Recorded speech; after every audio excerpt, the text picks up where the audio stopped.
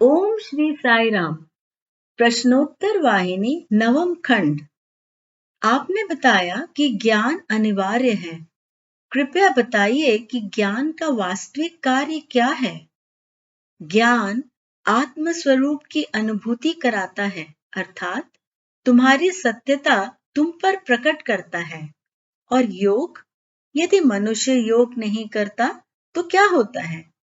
ऐसा मनुष्य लंगड़े व्यक्ति की भांति होता है।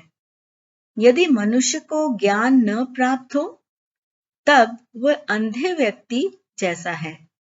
ऐसा कहा जाता है कि योग समस्त अभावों को नष्ट कर देता है, सभी अपराधों को मिटा देता है। ये कैसे होता है? क्या अग्नि पर पकाए बिना चावल खाने योग्य बन सकता है? योग व अन्य साधनाओं से चित्त कोमल होता है। योग साधना तप कहलाती है। योगाग्नि से चित्त तप्त होता है।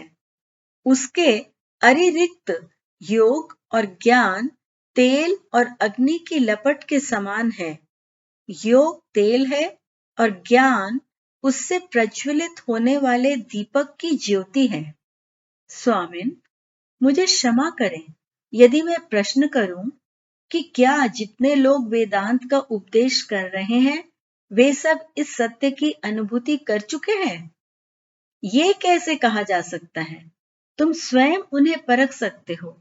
यदि उनका हृदय पवित्र है, विचार शुद्ध है, मन निर्मल है और उन्हें अंतर्यामी, सर्वांतर्यामी परमात्मा का ज्ञान है, तो वे वास्तव में वेदांत का उपदेश देने के अधिकारी हैं, क्योंकि केवल उन्हें ही वेदांत की वास्तविक अनुभूति हो सकती है।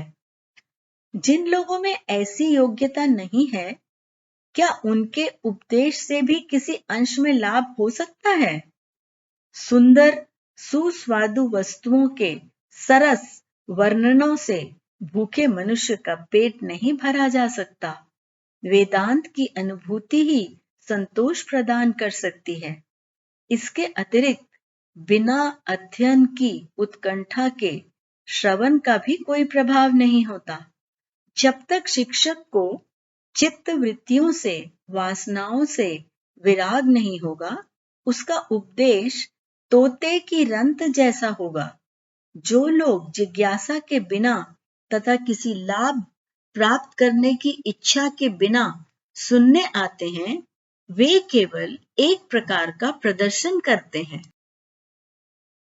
बाबा, आप कहते हैं कि हृदय की पवित्रता, मन की निर्मलता और सर्व अंतर्यामी सर्वोपरि परमात्मा का ज्ञान आवश्यक है। तब फिर पंचभूतात्मक शरीर के द्वारा की गई साधना का क्या लाभ है? क्या केवल स्वस्वरूप का ज्ञान ही पर्याप्त नहीं होगा? भले आदमी क्या पतवार की अनिवार्यता के कारण ये कहा जा सकता है कि नाव की आवश्यकता नहीं।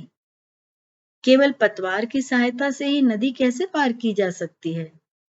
ध्यान रखो, उस प्रभु ने शरीर रूपी नौका तुम्हें संसार सागर से पार होने के लिए ही दी है और चित्त उसमें प्रमुख वस्तु है। वेदांत में सर्वप्रथम पग यही है।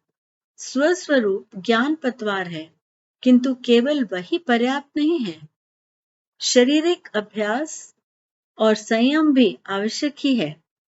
सूक्ष्म एवं नित्य स्थिति प्राप्त करने के लिए संयमित शरीर परम आवश्यक है। एक दूसरा संदेह मेरे मन में आया है स्वामी। शारीरिक साधना के संबंध में बातचीत करते हुए क्या मैं पूछ सकता हूँ कि विद्या के क्षेत्र में क्या नर और नारी का भी कोई भेद है? पुत्र, इन नौका में ऐसा कोई भेद नहीं है। ब्रह्म विद्या और चित्त शुद्धि दोनों किसी प्रकार भी यौन स्थिति पर आधारित नहीं है।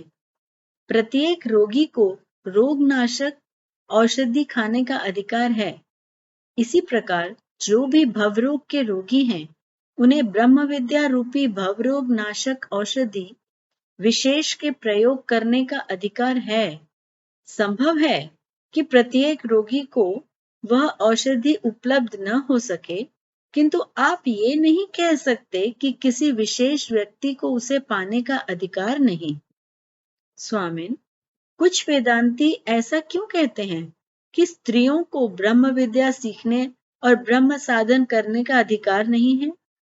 इसका तात्पर्य ये जान पड़ता है कि सभी नौकाएं एक सी नहीं हैं। पुत्र, जैसा मैंने अभी कहा है कि दोनों को समान अधिकार है, दोनों को वे सब साधन और नियम पालन करने होंगे जिनसे औषधि शरीर पर प्रभाव कर सके।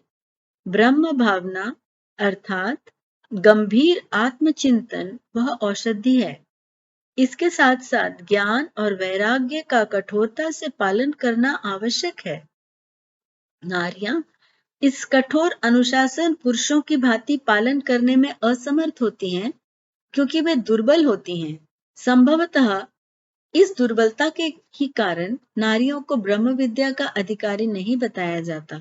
तथापि पुरुष हो या स्त्री, जो भी इन कठोर नियमों और प्रतिबंधों का यथावत पालन कर सकता है, मेरी सम्मति में उसे ब्रह्म विद्या रूपी औषधि के उपयोग का पूरा अधिकार प्राप्त है। जय साईं।